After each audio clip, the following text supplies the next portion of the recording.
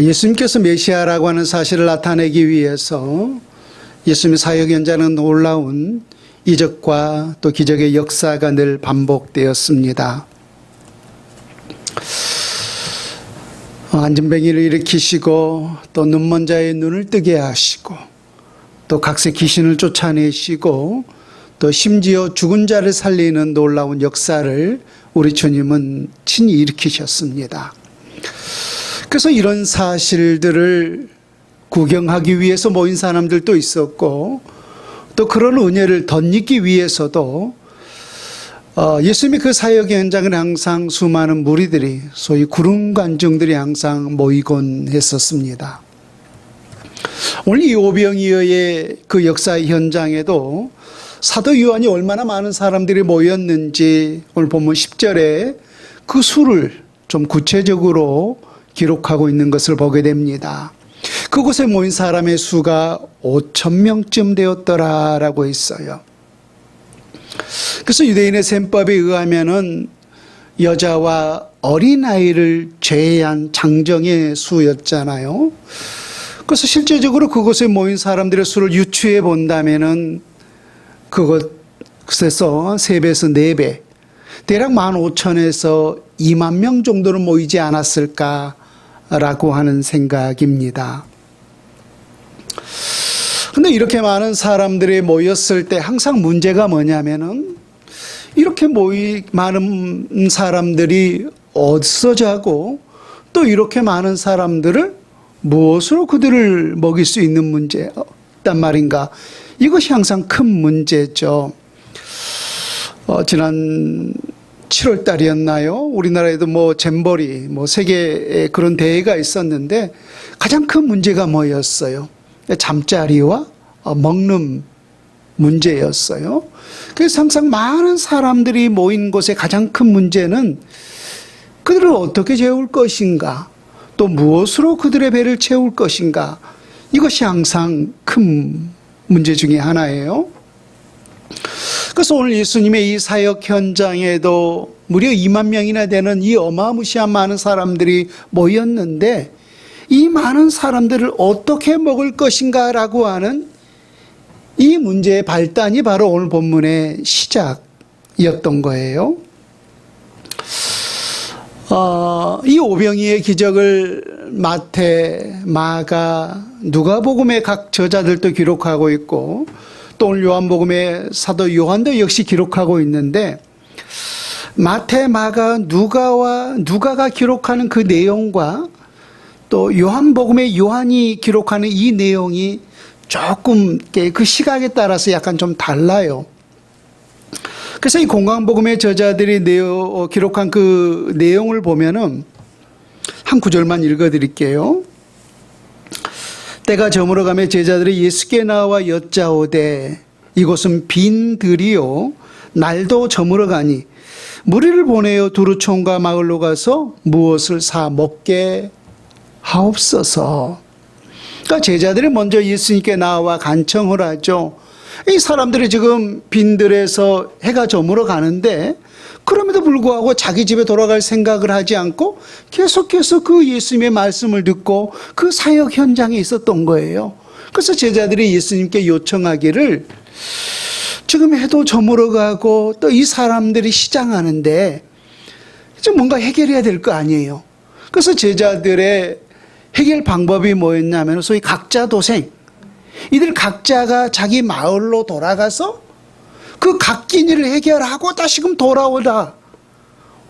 그렇게 예수님께 그 식사를 해결하는 방법을 제시를 했던 거죠. 그래서 예수님께서 제자들이 하는 말씀이 뭐냐면은 너희가 먹을 것을 주라라고 했던 거예요. 각자 해결하지 말고 제자들을 향해서 너희가 먹을 것을 줘라. 참 이 말을 들었을 때 예수님의 제자들은 아마 난감하지 않았을까 하는 생각이에요. 그 빈들에서 아무도 해결할 수 없는 그 상황 속에서 어찌 보면은 자기들의 그 주름배도 채우는 게 쉽지 않은 상황이었는데 2만 명이나 되는 그 많은 사람들을 너희들이 그 주름배를 채우라는 거예요. 그래서 아마 예수님이 그 답변에 제자들은 상당히 당황하지 않았을까라는 라고 하는 그런 생각을 해보게 됩니다.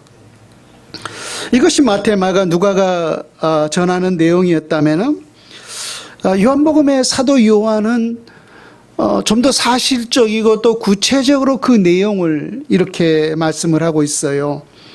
오늘 본문 5절과 6절 말씀을 한번 보세요. 요한복음 6장 5절에서 6절 말씀.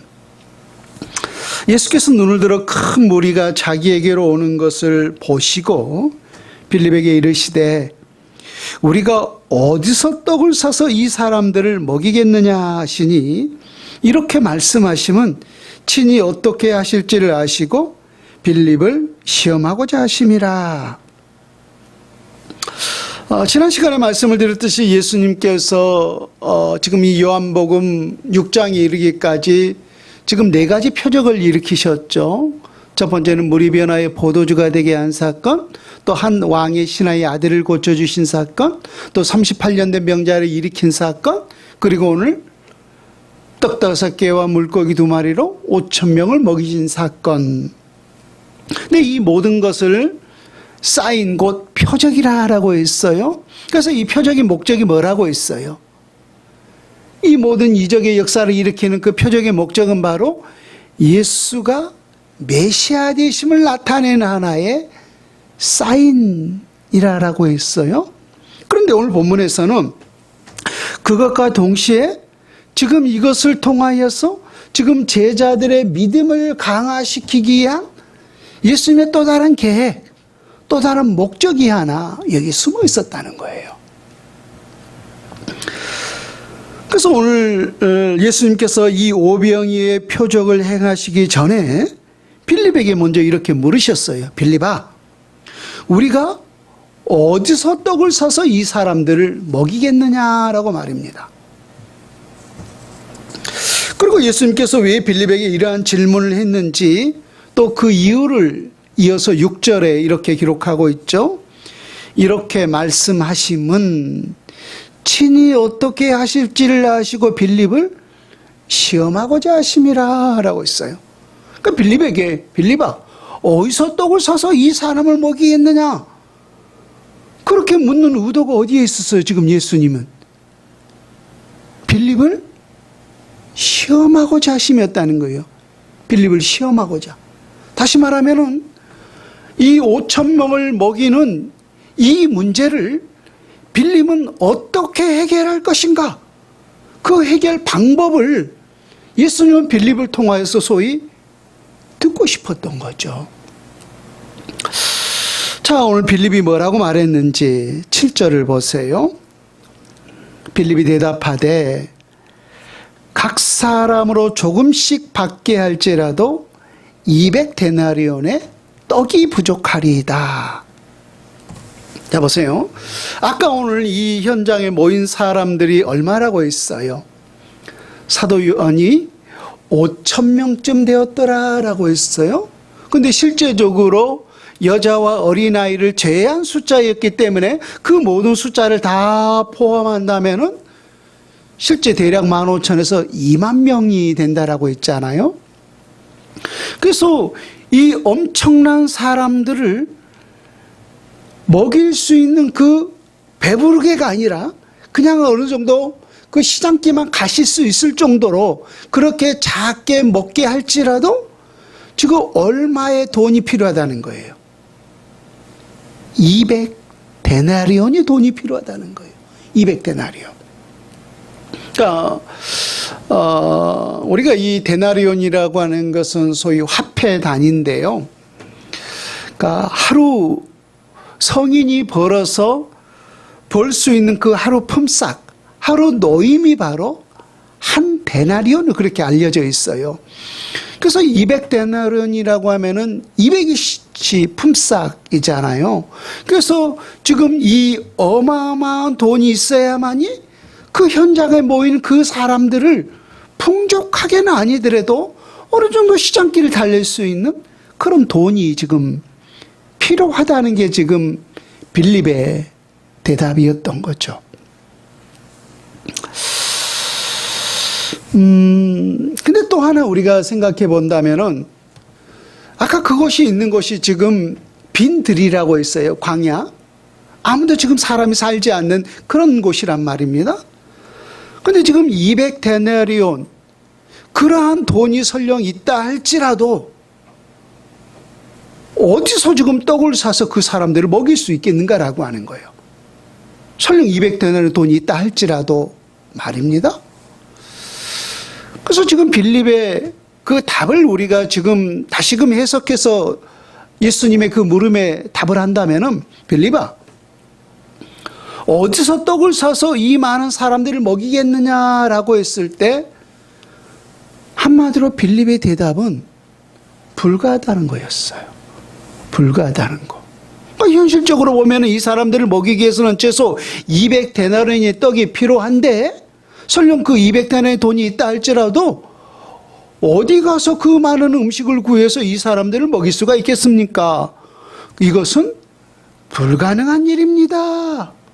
200데나리온의 떡이 부족하리다 라고 했던 그 말은 바꿔서 말하면은 이것은 현실적으로 이들을 먹일 수 있는 이 일은 불가능한 일입니다 라고 대답했던 거예요.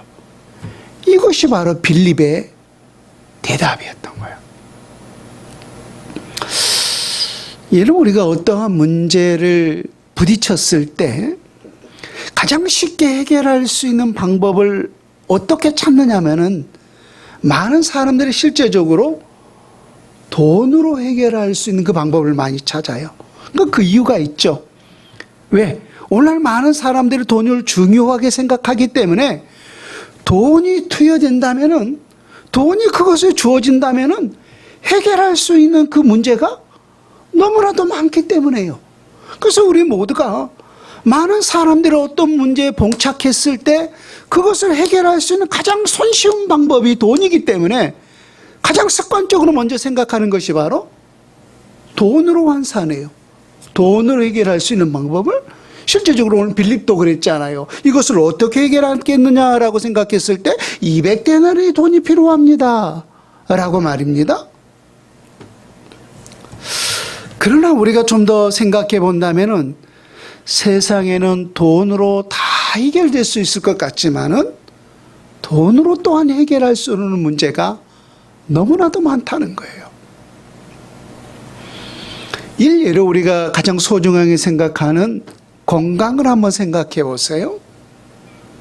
우리가 갑자기 어느 날 불치병이 걸렸다면은 그 불치병을 과연 돈으로 해결할 수가 있겠는가라고 하는 거예요. 우리나라의 최고의 대기업, 최고의 부자들이 삼성 혹은 현대 그런 기업들 아닙니까?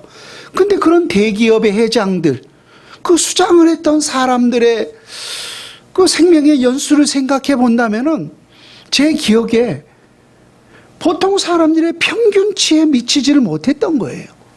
그렇잖아요? 정주영 씨도 그렇고 이건희 씨입니까? 그런 사람들도 보면은 80, 90 요즘에 보통 그렇게 사시는데 그들의 연세가 그렇게 되질 못했어요. 근데 그들이 과연 돈이 없어서 그렇게 일찍 단명했는가라고 하는 거예요. 그렇게 단명은 아니지만은. 그러니까 돈이 있다라고 해서 모든 건강 문제를 해결할 수가 없다라고 하는 거예요. 또 우리 많은 사람들이 생각하는 지혜와 지식과 또 이러한 명철함, 아무리 많은 돈이 있다 할지라도 그러한 것들을 우리가 돈으로 살 수 있는가라고 하는 거예요.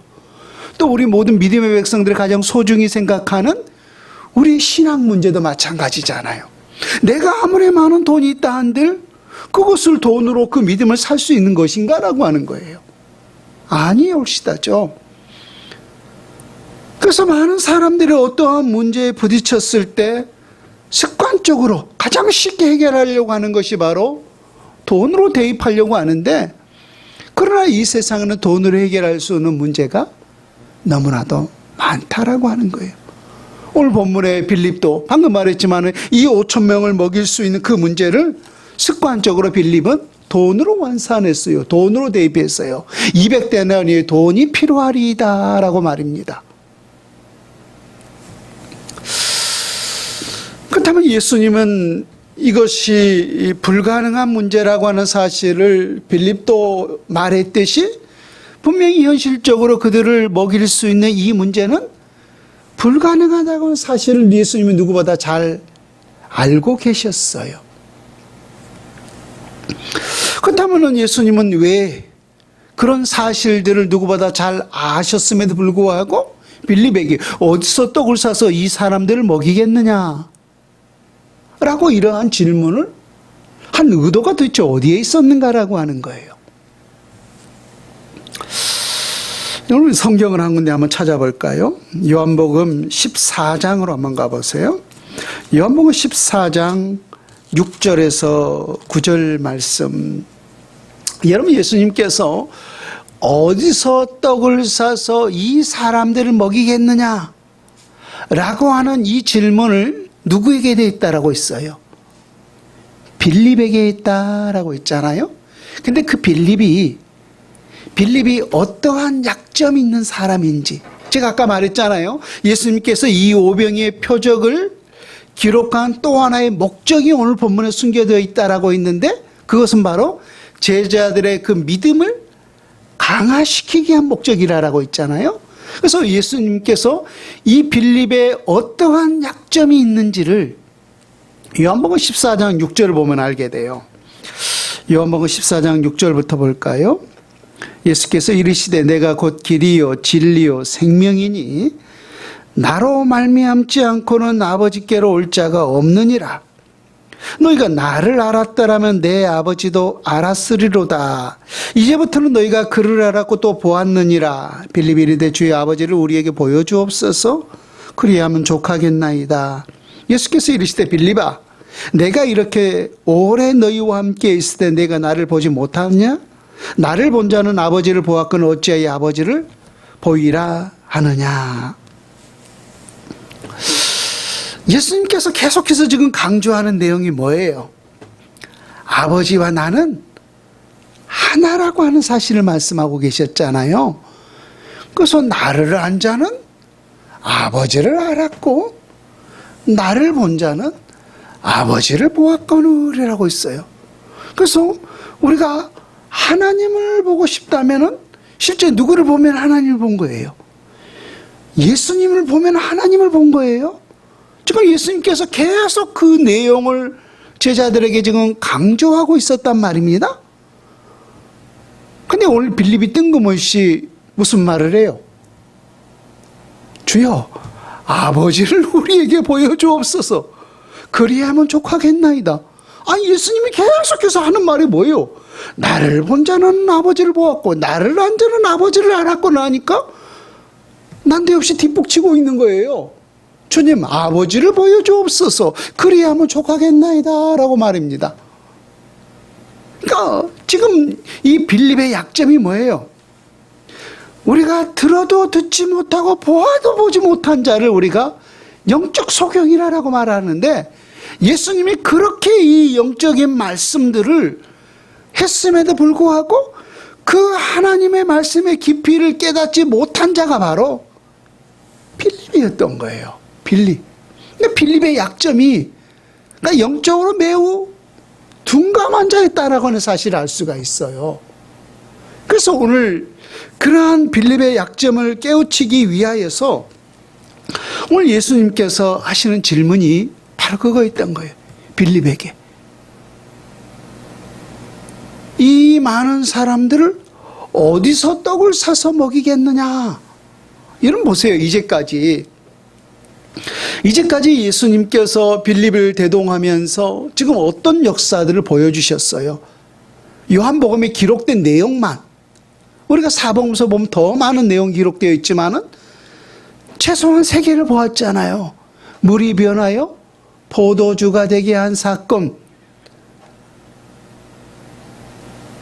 한 왕의 신하의 아들을 죽을 병에서 고쳐준 사건, 38년 된 그 누워있던 그 환자를 치료해 준 사건, 이거 다 지금 가능한 일에서 예수님께서 하셨던 거예요. 아니면은 우리 인간의 그 능력에서 보았을 때 불가능한 일이었는데 예수님께서 이 모든 문제들을 해결하셨던 거예요. 그렇잖아요? 또 우리 인간에서 보면은 이게 다 불가능한 일이었던 거예요. 우리가 어떻게 물아 포도주가 되어라 아무리 주문을 내온다 한들 그거 되올 수 있겠어요? 이건 불가능한 일이었던 거예요. 근데 그 모든 문제를 해결할 수 있는 자는 누구예요? 메시아 되시는 예수 그리스도 한 분뿐이에요. 메시아만이 그 모든 일들을 할 수 있는 능력 있는 분이라는 사실이에요. 그러면 이 엄청난 사실을, 이 놀라운 역사를 학습했잖아요. 그럼 학습했으면은 때때로 선생님, 학교 선생님들이 애들에게 공부를 가르쳐주고 그 문제에 대해서 시험을 볼 때가 있잖아요. 왜 가르쳐줬으니까 제대로 알아들었는지. 그럼 지금 요한복음에서 이 오병이의 표적을 통하여서 그간 3번의 이 놀라운 표적을 보여주고 이 모든 불가능한 문제들을 해결할 수 있는 능력이 누구인가? 라고 하는 사실을 예수님 학습을 통해서 가르쳐 주셨단 말입니다. 근데 지금 이 4번째, 이 오병이의 표적을 두고서 어디 가서 이 사람들의 배를 채우겠느냐? 떡을 사서 이 사람들의 피를 채우겠느냐라고 했을 때 이 3번의 학습이 있었다고 한다면은 필립의 답변이 지금 어떻게 나와야 하는 것이 정상이에요? 주님만이 하실 수가 있습니다. 3번의 학습이 있었기 때문에 말입니다. 그것이 정답 아닙니까? 근데 세상에 많은 사람들처럼 지금 통일하게 이 문제를 해결할 수 있는 가장 손쉬운 방법, 가장 습관적인 방법이 뭐라고 있어요? 돈으로 해결할 수 있는 방법 말입니다. 그래서 돈으로 200데나리온이라 있습니까? 이 어마어마한 돈이 필요합니다. 근데 아까 말했듯이 설령 그 돈이 있다 할지라도 어디 가서 그 밤에 이 많은 사람들의 음식을 구해서 먹일 수가 있습니까? 그래서 이것은 불가능한 일입니다. 라고 답을 했던 거예요.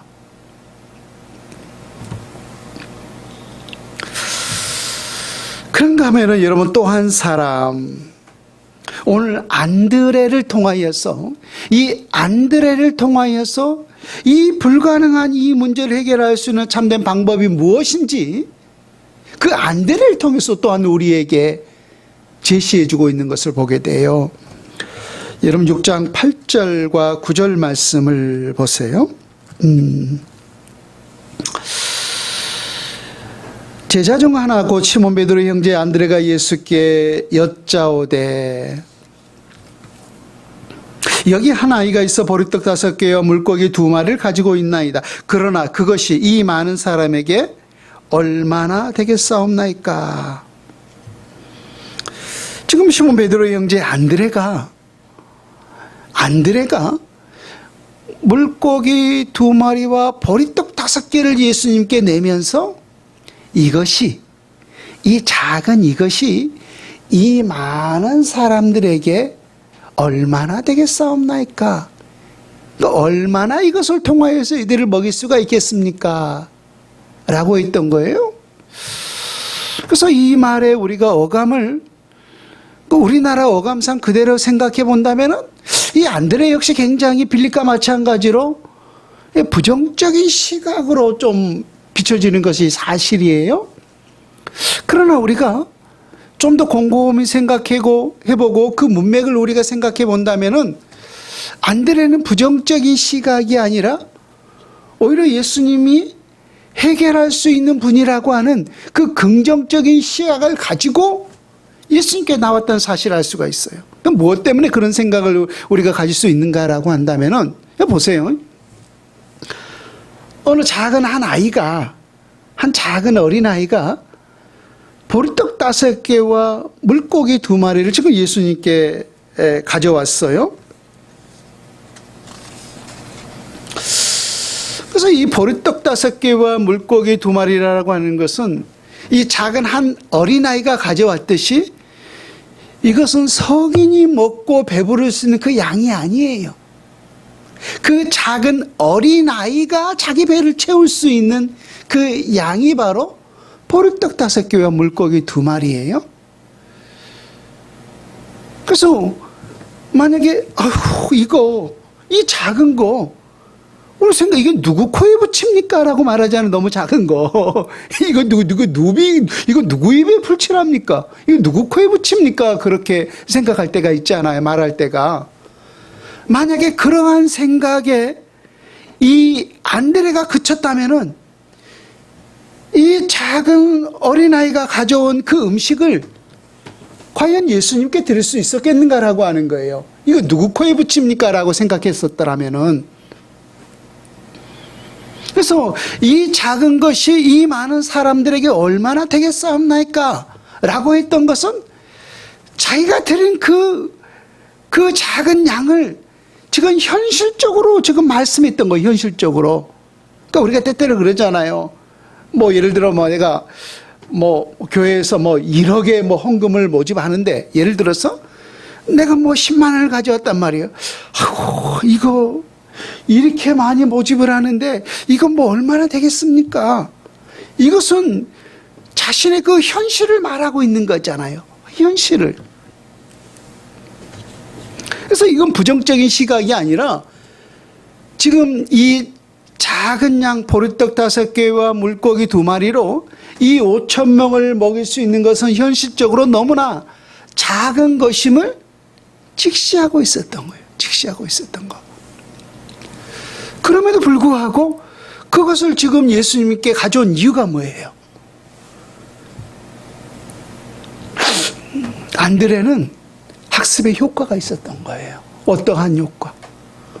예수님이 불가능한 모든 문제들을 해결하셨다라고 하는 사실을, 물이 변하여 포도주가 되게 하고 안진뱅이를 일으키시고 죽은 그 한 아들을 살리신 그 불가능한 역사들을 가능케 하셨던 그 학습의 효과가 안드레에게는 있었던 거예요.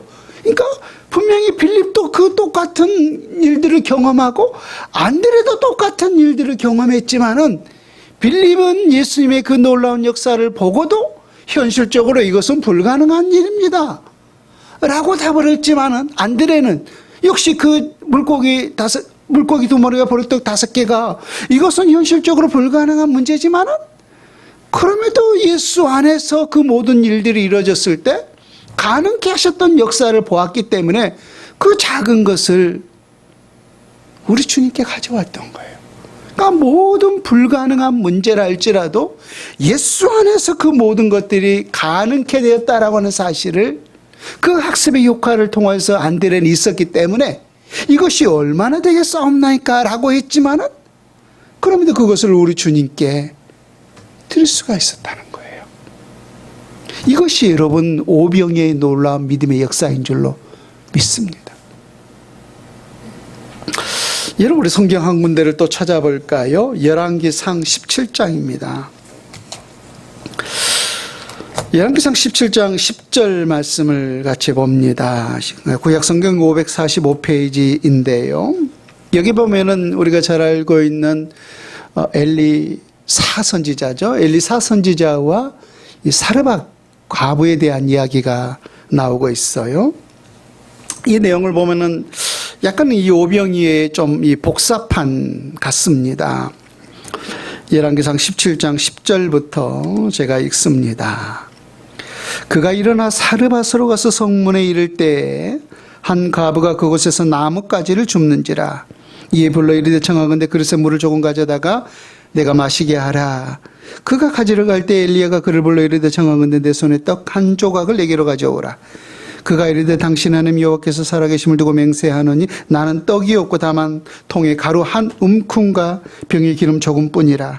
내가 나뭇가지와 돌을 주워다가 나와 내 아들을 위하여 음식을 만들어 먹고 그 후에는 죽으리라. 엘리야가 그에게 이르되 두려워하지 말고 가서 내 말대로 하려니와 먼저 그곳으로 나를 위하여 작은 떡 1개를 만들어 내게로 가져오고 그 후에 너와 내 아들을 위하여 만들라. 이스라엘 하나님 여호와의 말씀이 나 여호와가 비록 지면에 내리는 날까지 그 통에 가루가 떨어지지 아니하고 그 병이 기름이 없어지지 아니하리라 하셨느니라. 그가 엘리야의 말대로 하였더니 그와 엘리야와 그의 식구가 여러 날 먹었으나 여호와께서 엘리야를 통하여 하신 말씀같이 통의 가루가 떨어지지 아니하고 병의 기름이 없어지지 아니하니라. 때는 북이스라엘의 아합 왕 때였어요. 그리고 하나님의 선지자는 엘리야 선지자가 활동할 때였던 거죠. 근데 지금 그 나라에 큰 가뭄이 임했던 거예요. 근데 그 가뭄의 원인은 여러분들이 알고 있듯이 그 이스라엘의 아합 왕이 참 우상을 숭배했잖아요. 큰 우상을. 그래서 하나님께서 엘리야 선지자에게 아합 왕이 가서서 말하라 그래요. 내 말이 있기 전에, 다시 말하면 너희가 회개하기 전까지는 비도 이슬도 이 땅에 내리지 아니하리라 라고 말입니다. 그래서 하나님이 그 비를 막아버리니까 지금 수년 동안 이스라엘에 극심한 가뭄이 지속되었던 거죠. 근데 이러면 가뭄이 지속되면은 실제로 누가 가장 큰 고통을 당해요? 백성들이 고통을 당하잖아요. 더더구나 없는 사람들, 가난한 사람들이 늘 경제가 어려우면은 부유한 사람들은 부유하기 때문에 또 다른 돈을 벌 수 있는 길이 있지만은 항상 어려우면 가난한 사람들이 항상 어려움을 당해요. 근데 오늘 이 사르밧 가부가 자기 자식과 함께 살아감에 있어서 이 극심한 가뭄 때문에 너무나 큰 고통을 당했던 거예요. 보니까 마지막이 조금 가루 웅큼하고 병에 기름 조금이 남아있는 거예요. 이게 이 사르밧 가부에게 있어서 오늘 마지막 음식이었던 거예요.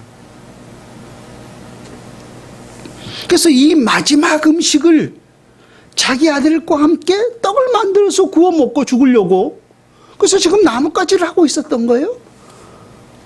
근데 엘리야 선지자가 지금 나타나서 하는 말이 떡 한 덩이를 만들어서 내게 갖다 주오라고 하는 거예요.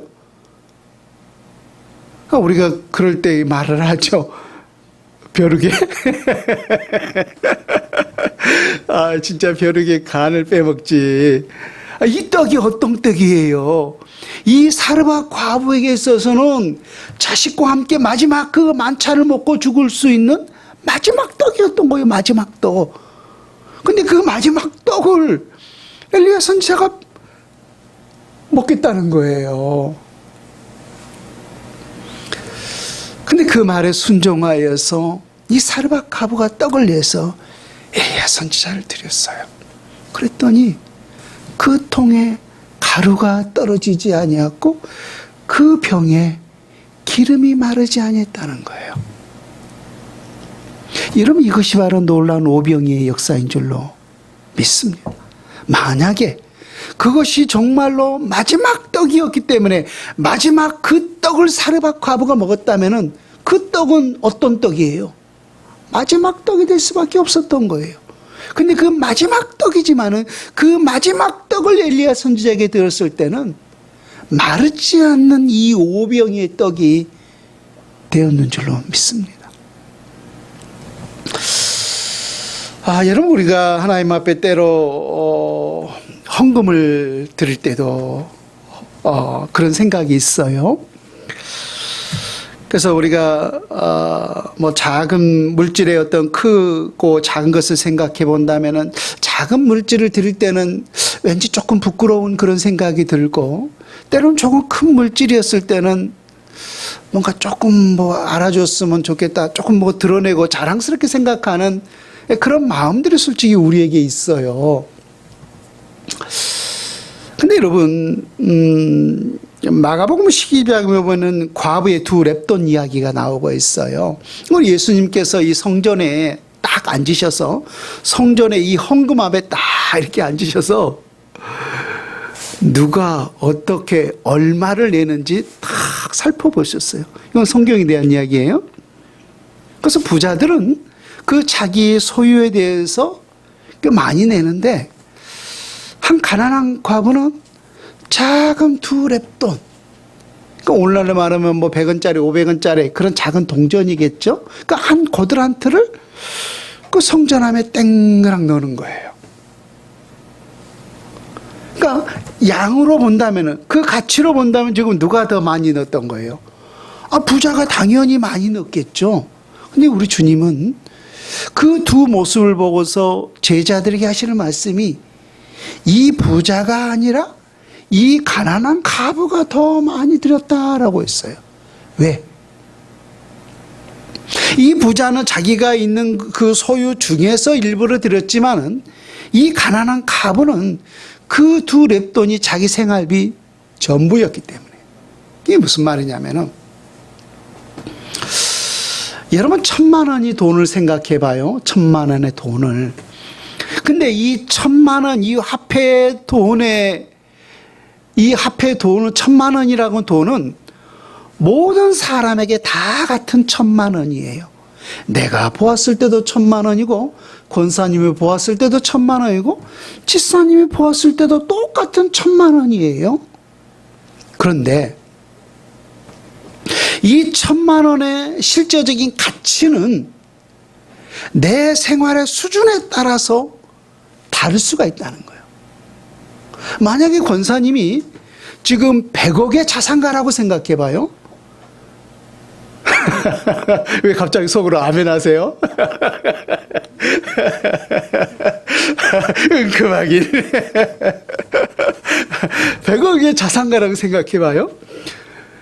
그럼 권사님에게 100억이 있었을 때 권사님에게서의 1,000,000원과 우리 사모님의 전 재산이 1,000,000원이에요. 근데 사모님에게 있어서 1,000,000원의 가치는 같아요, 달라요? 달라요. 100억을 가진 사람에게 있어서 1,000,000원의 가치와 1,000,000원이 전 재산인 사람에게 있어서 1,000,000원의 가치는 정말로 다르다는 거예요. 100억을 가진 사람에게 1,000,000원은 이만큼 보일 거예요.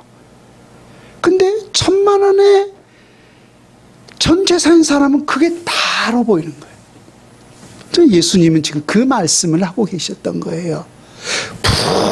부자에게 있어서 어느 정도의 그 돈은 그건 조그만 것으로 보이지만은, 작은 두 렙돈을 주님께 드렸던 그것은 그 사람에게 있어서 전부였기 때문에 가치로 따진다면은 다르다는 거예요. 그래서 그 가치 기준으로 우리 주님께서 그 드려지는 그 물질을 보시는 것이지 그 자체로서 보지 않는다는 거예요. 그 자체로서.